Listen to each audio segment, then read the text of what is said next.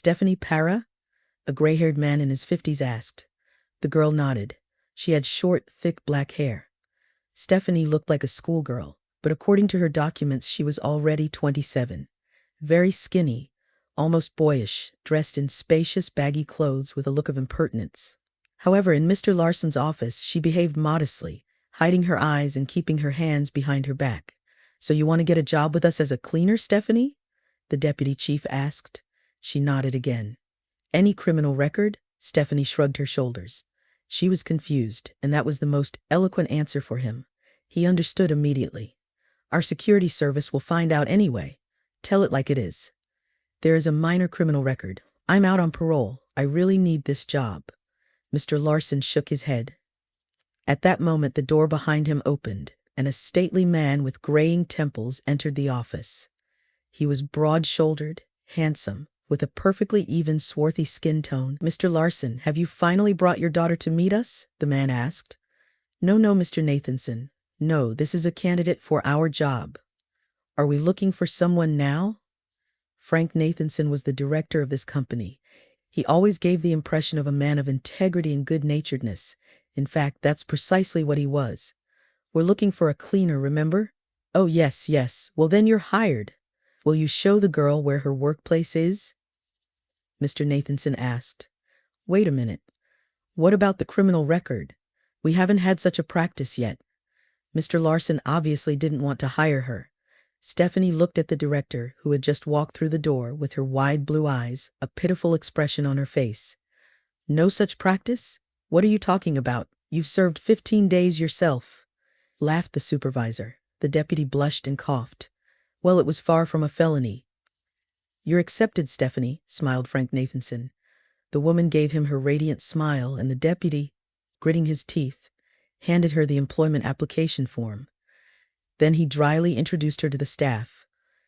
When Stephanie began her work duties, she didn't hear Mr. Larson telling his colleagues that the new girl came to them from prison. They began to whisper at once, and Stephanie realized that her little secret was no longer a secret to anyone.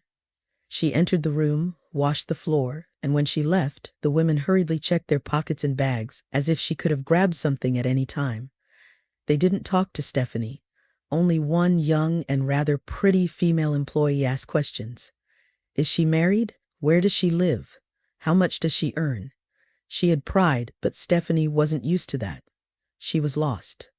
What to answer? Yes, she had been married, but not anymore. Stephanie grew up in an ordinary town. There was a little girl next door to her. Her name was Meredith, and they became friends. From early childhood, Stephanie shared everything with her. Toys, dreams, experiences. Meredith was an example for her in many ways. She was braver, could stand up for both of them if they were offended. In the school where the girls became classmates, all sorts of things happened. When it came to fighting, Meredith always stood up for her friend. She was always stronger in her studies. She had a great memory and was better at memorizing everything. And the only thing Stephanie was better at than her friend was sports. Stephanie found solace in running. She got so into it that she started winning competitions. It was at one of these that she met Kyle. He was a young and handsome graduate. They experienced what they called love at first sight. They exchanged numbers at the next competition and began to communicate. Then Kyle began to visit Stephanie, and they went out in the evenings. He gave her flowers and looked at her in such a way that his gaze was more eloquent than any declaration of love. He was tender, caring, and she fell in love with him, dissolving without a trace. Meredith envied her friend for the first time in her life. Boys were looking at her too, but no one was doing for her what Kyle was doing for Stephanie. "Introduce us," she asked. She really wanted to see what kind of guy he was and why her friend was so smitten. "Okay, he'll be here today. Come by 9 too." Meredith came and saw a tall, dark-haired young man hugging her best friend. Jealousy flared up in her. Stephanie had only spent time with her before, and now Meredith had already forgotten when they last went out together. When Kyle turned around, Meredith was pierced by another feeling. Goosebumps ran along her skin. It was envy with a dash of crush. "Hi, Meredith. Stephanie's been telling me a lot about you. I finally get to meet you." Kyle smiled at her, and Meredith also fell for him. Just like her friend, they were carried away by the same current. The next year, Stephanie, Meredith, and Kyle were inseparable. Meredith always felt like the third wheel. Kyle even introduced her to his friend, but Meredith was too much in love with Kyle. Nothing worked out, and they broke up. After graduating from school, Meredith decided to enroll in economics, and Stephanie just followed her friend as she used to do before. "I've been doing pretty well in math lately. Do you think I can get in?" Stephanie asked. She had really become passionate about algebra in the last year. Meredith was better in class in all subjects, while Stephanie was never embarrassed by her modest grades. But in math, she always passed with an A. Meredith was used to being better than her friend in everything, and such trifles hurt her. But it hurt even more that Kyle was with her friend. Both of them enrolled in economics, and to Meredith's shock, Stephanie became the best student in the course. Meredith was consumed by envy. Relations with her friend became strained, and they distanced themselves from each other for some time. As for Kyle, his father arranged for him to study at the Faculty of Business and Technology, although he dreamed of sports. He was in such good physical shape that he could be on the cover of a magazine. He and Stephanie grew closer, and one day Meredith learned that the couple had begun living together. Kyle rented a small apartment, and Stephanie moved in with him. Kyle's parents took it seriously. They had raised their son very traditionally and conservative, so the fact that he and Stephanie moved in together was a shock to them. Upon learning that their son was living with a girl, they forced him to arrange a meeting, which turned into matchmaking. Besides, Stephanie's parents were against their daughter becoming a bride at such age, but the girl begged them to let her be his bride. "I love him anyway. I want to be with him," she said. Eventually, passion subsided, and the couple got engaged. Stephanie seemed to blossom at that time. Her studies were going great. She was engaged. She had not abandoned running and was always in great shape. Meredith, on the contrary, began to lag behind her on all fronts. She started drinking and dating one guy after another. She was almost expelled twice for truancy and rudeness. Stephanie was looking to meet with her, but Meredith seemed to shut her out, not answering the phone. Closer to the third year, Stephanie began to appear in loose clothes. Meredith didn't understand why her friend changed her style. When the belly became noticeable, she guessed what had happened. "Are you pregnant?" Meredith asked. They hadn't spoken in months. Meredith had ignored her, nodding drearily when they met in the hallway, and now she approached on her own. "Yes," Stephanie said with a shy smile. Meredith looked at her friend's hand where there was a ring. "Have you married?" "No, but we're engaged. We're getting married soon," Meredith cried. Stephanie thought that her friend was happy for her, but they were tears of pain, jealousy, and resentment.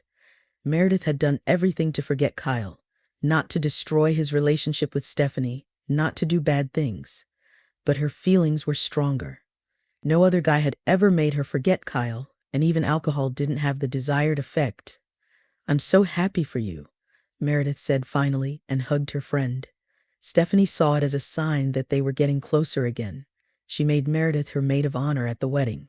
It was a big celebration. Meredith got drunk and secretly confessed her love to Kyle. Stephanie didn't hear it. After the ceremony in an expensive restaurant, she took Kyle aside and said, "You don't know, but I've loved you for a long time. I fell in love as soon as I saw you, and I'm going crazy. I printed out your photo and carry it with me always now." Kyle was shocked. "Do you realize you're saying this to me at my wedding? I should have done it earlier, right?" "Come to your senses," he said, leaving Meredith alone. The next day she called him and asked for a meeting. Kyle came. He thought she would want to apologize. "Do you even remember what you told me yesterday?" he asked. Meredith nodded. "I remember it well, and I didn't lie. You may not share my feelings, but it's always nice to know you're loved. I can't help it. Just know that you'll always have me, and I'll never stop loving you." "Phew," I admitted it. "I'm relieved." Meredith got up and walked away, leaving Kyle alone to digest what he had heard. He stared after her for a long time. Of course, nothing had changed for Kyle with Stephanie. He continued to love her. She had become his wife. But now, when Meredith came to visit them, sparks flared as soon as their gazes crossed. Kyle and Stephanie had a son, Tommy. Stephanie immersed herself fully in motherhood, while Kyle began to establish his own business. Contrary to his father's wishes, he remained true to his passion for sports. Instead of opening a retail outlet as his father had envisioned, Kyle invested in premises to set up a gym with a boxing ring. The facility also included a bar for spectators who preferred watching rather than participating in sports. The venue quickly became popular, attracting people from other cities. With his success, Kyle bought a large house for his wife and son. As Tommy grew up, he too developed an interest in sports. By the time he started school, Stephanie and Kyle's relationship had cooled. The initial passion had faded, and time had eroded their connection. They now argued over trivial matters. Stephanie was no longer the cheerful girl she once was, consumed by her own affairs. Stephanie graduated later than her friend Meredith due to her maternity leave. She discovered a talent for record-keeping and became an excellent economist. A successful company offered her a substantial salary to prevent her from joining a competitor. Kyle, however, insisted that she work with him, managing his paperwork. Stephanie didn't tell him, but she craved independence. Living and working together constantly, she longed for a change of environment and interaction with different people at work. This was her primary reason for staying with another company. There were no inappropriate relationships there, just interesting cases, significant deals, and a sense of importance. She felt valued and could realize her potential as a specialist. She needed some distance from Kyle, as their relationship was already strained with frequent quarrels. Meredith also matured and married a man who was deeply in love with her. Kyle and Stephanie attended their wedding, a modest celebration in an ordinary cafe. Meredith wanted to cry when she looked at Kyle and he at her. Both realized that their feelings for each other hadn't disappeared at all. Initially, Kyle showed no interest in Meredith. This remained true for the first years of his marriage. However, when Tommy started school, everything changed. Meredith continued to visit Stephanie a couple of times a month, and Kyle began to view her differently. One evening, while drinking wine at Kyle's mansion, Meredith's husband became intoxicated and fell asleep on the sofa. Kyle turned to Meredith and asked, "Tell me, is what you said back then still true? Have you managed to forget me?" Stephanie was busy in the kitchen at this moment. Meredith looked up at Kyle and replied, "It'll always be like this. I told you I'm loyal as a dog." Unfortunately, her loyalty didn't extend to female friendship. Her feelings for Kyle were stronger. Kyle kissed her in his own house, marking a point of no return. A few days later, Stephanie called Meredith and said that her husband was wondering if she wanted to work in his office on documents. At the time, Meredith was working as a manager in a cell phone store, unable to find work in her field. Unlike Stephanie, she wasn't a skilled economist, so she gladly accepted Kyle's offer, knowing there was more than just a job opportunity behind it. Meredith and Kyle began a clandestine relationship that lasted 6 months. During this time, Meredith made several serious errors in documentation. Stephanie, while reviewing the papers for Kyle's sports complex, noticed these mistakes. She covered for her friend and helped rectify the errors. The situation came to a head on New Year's Eve. Kyle was purchasing new equipment, and Meredith saw an opportunity to profit by buying cheaper, undocumented items. She made the deal behind Kyle's back, but was afraid to sign off on it. Feigning illness, she asked Stephanie to come to the office and sign. And to distract her from scrutinizing the documents, Meredith sent her a photo of Kyle lying in bed with her through a fake person. The image only showed part of an arm, making it impossible to identify the woman. Meredith's ploy worked. Stephanie was devastated and signed everything without checking. Then she called her best friend in tears, exclaiming, "Kyle is cheating on me."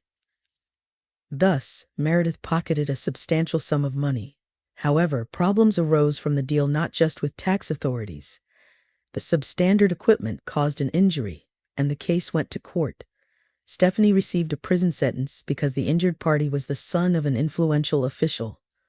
Knowing Stephanie, Kyle couldn't believe she was responsible for choosing the equipment, while Meredith insisted it was all her doing. "How could you do this to me? You're like a sister to me," Stephanie shouted. Meredith retorted with angelic innocence. "I know you're facing a terrible situation, but that's no reason to act despicably, Stephanie. You can't blame me for what you did yourself. You're listed as the chief accountant, while I just handle papers. If you'd listened to your husband and left your work for his business, maybe you wouldn't have made this mistake. Or did you do it intentionally? Was it really for the money? Stephanie lunged at Meredith, but Kyle separated them, siding with Meredith. She had been influencing him for a long time, and immediately claimed that Stephanie was interested in the equipment purchase. Kyle now had no doubt that his wife was to blame. The trial was lost, and Stephanie was sentenced to prison. Meredith visited her there. "Why did you come? You've left my son motherless, disgraced me and ruined my life. Why are you doing this to me?" Stephanie asked. "Why should you have everything? Maybe I want to be happy too. All methods are fair in love." Meredith showed Stephanie her phone with more pictures. Stephanie finally recognized who was in the photos with her husband. Furious and hysterical, she called Kyle, screaming and swearing. "Your mistress set me up. Don't you see?" "I'm sorry, Stephanie, but it has nothing to do with that. I'm just a man. We're naturally polygamous. But I've found where the money went. It's in your account, so you can stop lying about it being Meredith's fault." Yes, Meredith had taken care of it. She had initially wanted to embezzle a tidy sum, but realized she would gain more by simply framing Stephanie. Then, after the trial, Kyle terminated her parental rights and divorced her. A few months later, he married Meredith. Stephanie learned about it from her parents. They tried to defend their daughter's rights, but to little avail. However, they saw their grandson Tommy regularly and reminded him of his mum. At first, Kyle opposed their visits, but his parents admonished him. "If we were deprived of seeing our grandson, we would go crazy. Your wife made a mistake and she's paying for it. But you can't take Tommy's grandparents away from him?" "No, son, it's a bad idea," his mother told him. Kyle was receptive to her advice. Over time, he even became curious about Stephanie. He asked about her from his ex-mother-in-law, who replied that her daughter was doing fine and should soon be released for good behavior. Meanwhile, Stephanie was learning to survive. There were moments when she suffered severely. She didn't retaliate against the aggression of other prisoners. Not everyone there was an innocent victim. Many women were there for valid reasons. Some had anger issues. Others wanted to hurt, humiliate, and harm. That kind of temperament. Stephanie endured it because she had a purpose. She desperately wanted to get out and reclaim her son. "Why don't you answer these scumbags? Answer them in their way. Hit them," said those who were on her side. Stephanie was rising from the floor, her lip bloody. "No," she said quietly. "None of them are worth my spending an extra day without my son." She was studying legal intricacies, wondering what rights she had. Kyle's family was wealthy, but she was left with nothing, and fighting them was clearly challenging. "I'll give you some advice," said the lawyer. Stephanie's parents had paid to consult her. "Yes, I'll do whatever it takes. I'm willing to do the impossible, but I'll get my son back. First, you'll have to get out on parole. That will show you've behaved well and that you're not a danger to society, that you've learned your lesson. Second, you'll have to find a job quickly. Any job, Stephanie. Work 4 months and then sue to have your parental rights restored. During that time, it's a good idea to volunteer. Judges will appreciate that. Also, you must have no misdemeanors. Even cross the road properly during those months. At first, your rights may be partially restored, and I'm pretty sure they will be. Your husband's family is powerful, so they may try to keep you from seeing your son, but in this country, the law usually favors the mother. Even mothers with problems get their rights back if they recover. You don't have that problem. You see, you have an advantage. In fact, the hardest part is happening right now. You're away from your child. A lawyer must not only know the law, but also be a good psychologist. Luckily, that's precisely what Stephanie got. "You're right. I don't even have time to cry. It's hard here, but even when I'm mocked here, the pain of separation from my son is stronger," she said, and started crying in front of the lawyer. He sympathized with her, having seen worse in his practice. After that, Stephanie decided she would live each day striving for the future. She began to exercise to keep herself in great shape, realizing that one day she would face the judge who would see not a woman with faded eyes but someone strong and unbroken. And Finally, the day came when Stephanie was able to fulfill the first part of the plan and get out of prison on parole. Now, when she got a job in, she began to work diligently despite the sidelong glances. At first, everyone treated her with distrust because of her prison past. But one day, a colleague stayed late at work doing a report. Stephanie had finished cleaning the floor and was about to leave. "Oh, I'll never finish this," exclaimed young Emma. "Hard work? Deadline?" inquired Stephanie.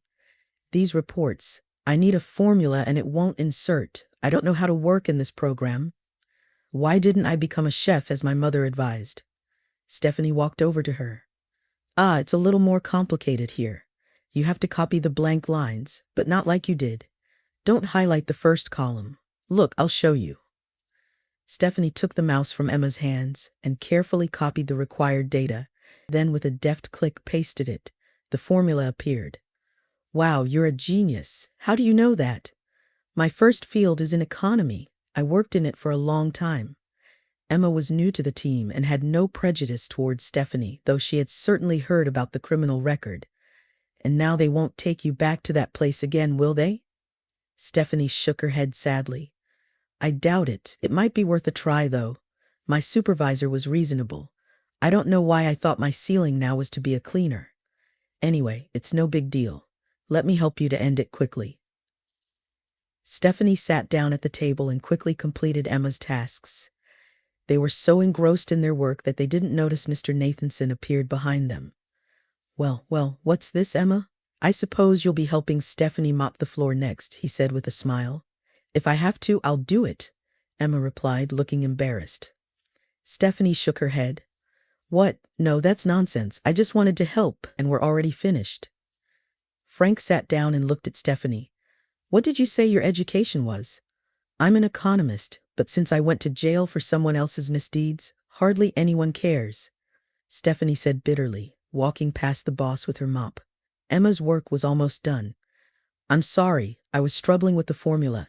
The program is new, and she gave me a hint. She's excellent at it. I don't think there's anyone here who can work these spreadsheets as skillfully. I've only seen such skill from a university professor." Frank Nathanson nodded and left. That evening, as Stephanie was returning to her parents' house, he leafed through her file.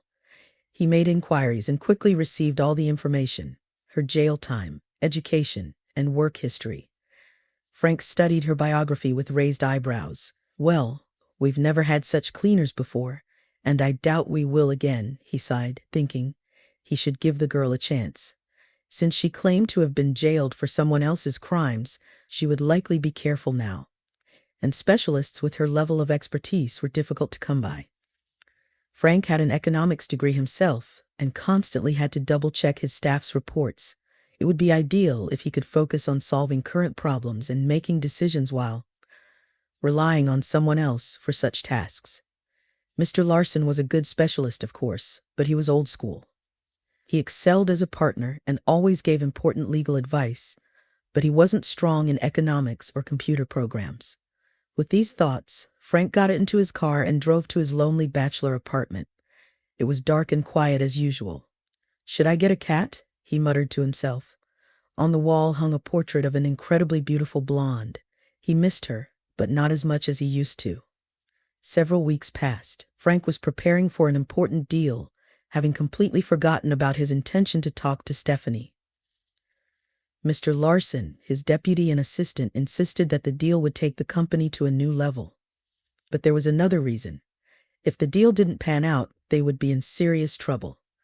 Frank consulted another specialist who, after a quick assessment of the contract terms, concluded it was a risky 50-50. "Well, who dares wins," Mr. Larson said. "And by the way, if you miss this opportunity, you'll be kicking yourself. Didn't you dream of reaching the international level? This will open all doors for you. All right, don't push it. I'll give you my decision tomorrow morning. Currently, I need to think about it."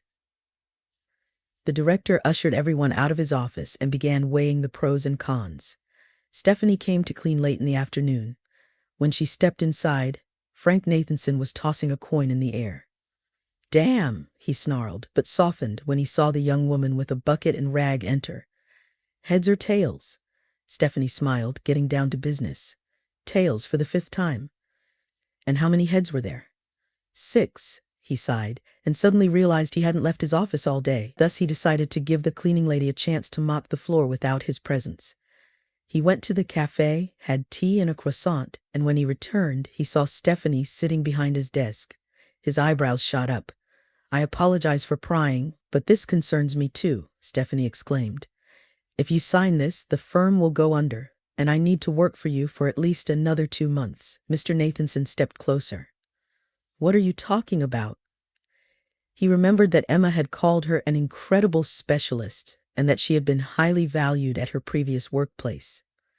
"Look, you have clauses that will make you pay huge compensation even if it's not your fault. Trust me, in practice, it's best not to get involved with such partners. They'll make you pay for all their potential expenses up front. You'll lose money and won't be able to sustain the project itself. And if you take out a loan and the deal falls through, which is likely, you'll simply go bankrupt with huge debts. This document is your death sentence." Frank began to argue, citing his deputy's words, but Stephanie demolished all his arguments. "I bet if Mr. Larson is lobbying for this project, he doesn't wish you well. He couldn't have missed that this would sink you. Do you understand? These clauses must be renegotiated." "Oh my goodness, Stephanie, so the project is a sham and Mr. Larson sold out to the competition? Do you see any other explanation?" Stephanie exclaimed, waving her hands. She herself would never have thought that Mr. Larson, who had always treated his boss so well and set him as an example to everyone, would suddenly betray him. The next day, Mr. Nathanson drove up to Stephanie's house at 8 a.m. and called her. "Good morning." She was surprised at such an early visit.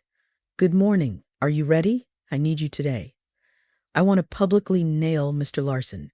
He'll explain everything to us and the board of shareholders about why he's lobbying for this deal.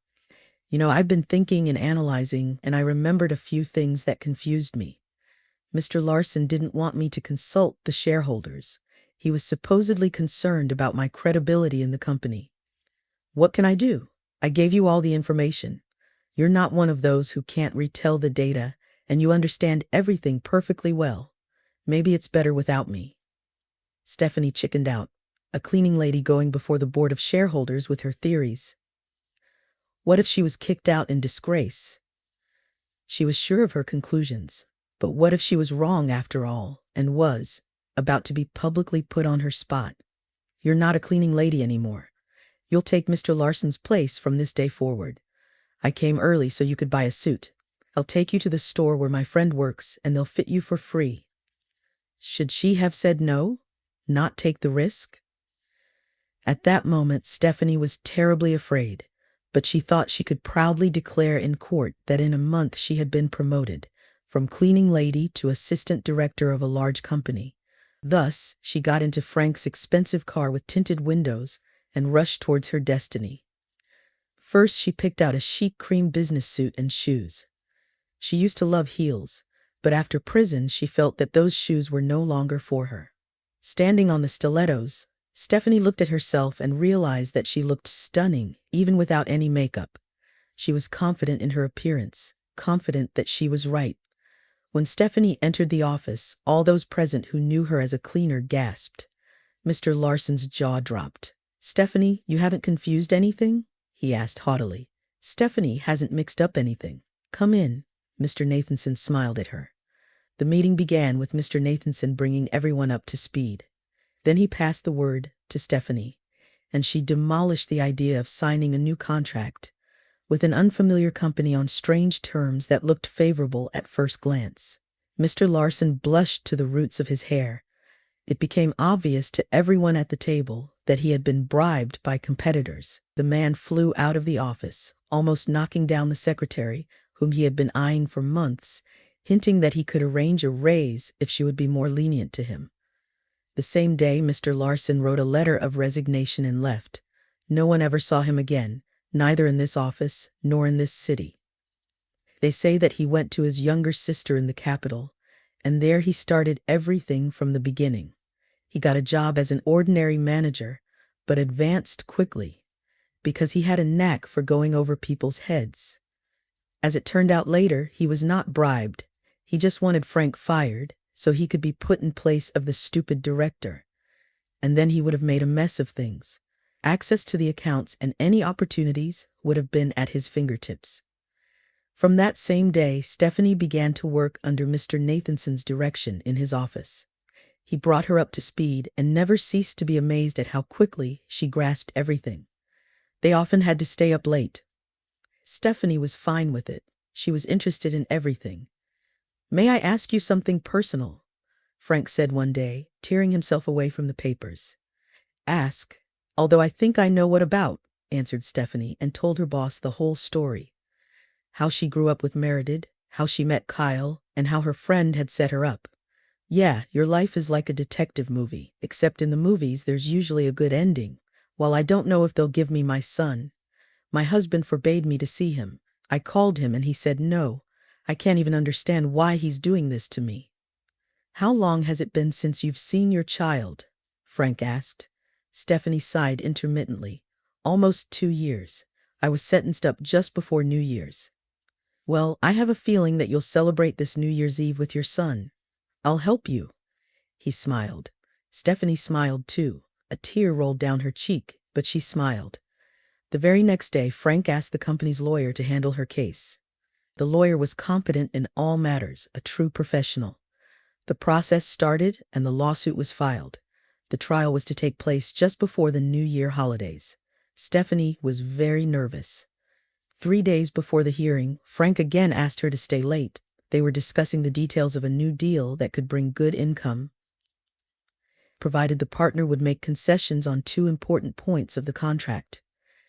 They went outside where it was quite dark. The snow was falling quietly. "I give you a ride home," Frank offered, and Stephanie got into his car. "Can I ask you a personal question?" she asked. "Go ahead," Frank answered without taking his eyes off the road. "Everyone in the office says you don't have a family, but you have a picture on your desk of you with a woman and a small child." Frank smiled. "I had a family. I married a woman with a child. Her name was Yulia. We lived together for 4 years and I considered her daughter mine. Everything was fine, and then she suddenly said she loved her ex and went to him. He was an athlete and was building a career abroad. My wife left me and went to him, took my stepdaughter. I was left alone." Stephanie frowned. "That's so sad." "Yeah, we can call each other, but every time I'm more and more convinced that they're better off there. He can give them more time and money. Athletes are paid well there. So I gave up." Stephanie sympathized with Frank and suddenly offered, "You know, we could go to the movies." Frank was confused. "Let's go." The next day they watched a thriller. Stephanie held Frank's hand the whole movie. They laughed together, discussed the plot. Later that night she fell asleep thinking that she had the best boss in the world, and that she had done the right thing because she had helped him to unwind this evening. At the same time, she was not so nervous because the next day was the court date. Frank came there with her. When Stephanie entered the building, the lawyer leisurely approached. "The case is ours. Kyle filed for divorce, and that woman, his wife, never adopted Tommy. So in this case, we should get the child back without any issues." He whispered to Stephanie before the process began. She glowed. What a piece of news. It's not good to rejoice in the failures of other people, but not in that case. In court, Stephanie's lawyer asked Kyle, "Is it true that you and your wife Meredith are in the process of divorcing?" Kyle lowered his head. "Yes, but that's irrelevant. I'm the boy's father." "All right," continued the lawyer. "And is it true that you lost your business and now you have no official source of income?" Stephanie was shocked. What a twist. She had only been gone for 2 years. What had happened to her husband's business in that time? "Our family has plenty of money," he replied. "That's irrelevant. You are now officially unemployed." "You've been declared officially bankrupt according to my sources. That's correct, or am I wrong?" Kyle lowered his eyes. "That's right." At that point the judge sighed. Stephanie spoke next. She walked in her impressive business suit and told what she got the sentence for, how everything really was. She did not conceal that she had signed without looking. Then the lawyer asked Frank, as Stephanie's direct employer, to give characteristics of her. However, to make a final decision, the judge called Tommy. Seeing his mother, the boy cried, "Mummy, where have you been for so long? I want my mummy," he cried. Stephanie was tearing toward him. but she was seated. I don't want to live with my dad any longer. That means Meredith is there. She hates me, and grandmother doesn't take care of me at all. After the death of her grandfather, she is sad all the time. I want to go to my mum. Please, can I live with her? Dad, I'm sorry. I'll visit you. I love you, but I want to live with my mum. You live with mum too, and I want to live with mine. Stephanie didn't know that her father-in-law had died. She was shocked again. Soon the judge banged the gavel, announcing that Tommy was staying with his mum because he wanted to do so himself. The living conditions in Stephanie's apartment were suitable. The 3-bedroom apartment she lived in with her parents allowed them to raise their child. Stephanie left the courtroom with her son. He held his mother's hand so tightly, as if he were afraid that she would be taken away from him. Stephanie, wait, Kyle called out to her. She turned around. I'm sorry, he said. For what?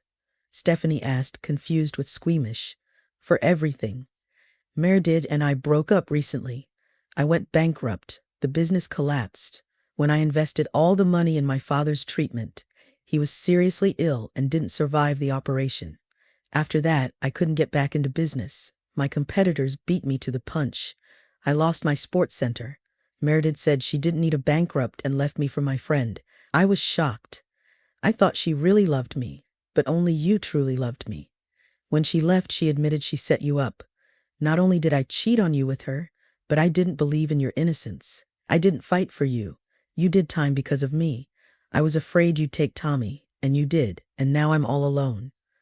Stephanie pressed her lips together. He had caught his boomerang. I won't do what you did, Kyle. Tommy can live with me, but he can visit you. I guess he remains the only joy to your mother. He is. Thank you, and I'm sorry. He turned around and walked away. For the first time in his life, Kyle had humbly asked for forgiveness. Stephanie sighed. At that moment, Frank approached them. I invite everyone to the cafe. The lawyer is coming with us too. I've already made arrangements, and refusals aren't accepted. Tommy jumped joyfully and Stephanie couldn't refuse. In the cafe they ate ice cream and fooled around. Stephanie didn't notice how time flew by. Tomorrow stay with your son. I don't need you at work, Frank said. The woman thanked her boss, but it seemed insufficient for her. She hugged him, and it was so unexpected that Frank was speechless. He hugged her back. And this is my second dad, yes? Tommy asked in a childishly straightforward way. Stephanie immediately stepped aside of her boss. No, come on, that's my boss. His name is Mr. Nathanson, Tommy chuckled. That's no way to hug a boss. Stephanie and Frank laughed. Since that day, their relationship began to warm. Frank visited Stephanie's house and met her parents. They spent a lot of time together, but he didn't dare touch her. Stephanie sensed something was holding him back. Frank, what's between us? She asked one day, unable to bear it any longer. It's all right, I think. I just want to know. Tommy is attached to you and so am I. Are you my friend or something more? Frank inhaled. I'm something more, Stephanie. If you promise me, you won't go back to Kyle later. Is he coming to see you? I've seen him give flowers to you, and I've been through this before. I told you. I don't want to undergo it again. I'll get attached to you, and you'll go back to your ex, your family, aren't you? And you have a mutual son. Tommy realized the reason for his uncertainty. He betrayed me. He wouldn't let me see my own child out of spite. And he cheated on me with my friend. No, I won't go back to him, even if my life depended on it, she said seriously. Frank nodded and took her hand. It was one of the few touches that had happened between them. From that day, everything changed. Frank believed her and felt more confident. Tommy became firmly attached to him. When they decided to get together, the boy smiled and said, Finally, it's about time. You're adults, but you act like children. Stephanie and Frank managed the firm together. She was his right hand. All those women who had looked askance at her when she first came to work as a cleaner now tried to make amends. But Stephanie held no grudges. Everyone has their prejudices. She treated everyone in the company equally well, with understanding. Soon Stephanie and Frank had a wedding to which Kyle and his mother were invited. They modestly congratulated the newlyweds and quickly left. Tommy had persuaded them to come. Once, Stephanie visited their home and communicated with Kyle's mother. She said that she had always been on Stephanie's side and didn't approve of Meredith, whom her son had brought into the house, but the past couldn't be changed. A year after the wedding, Stephanie became pregnant and gave birth to Frank's first child, a charming daughter named Karina. A year later, their second lovely girl, Christina, was born. Both daughters resembled their father, but the youngest inherited her mother's chin and strong-willed character. So Stephanie, despite the setup of her best friend, the treason of her first husband, a real term of imprisonment, still managed to get out of all this murky and dirty story.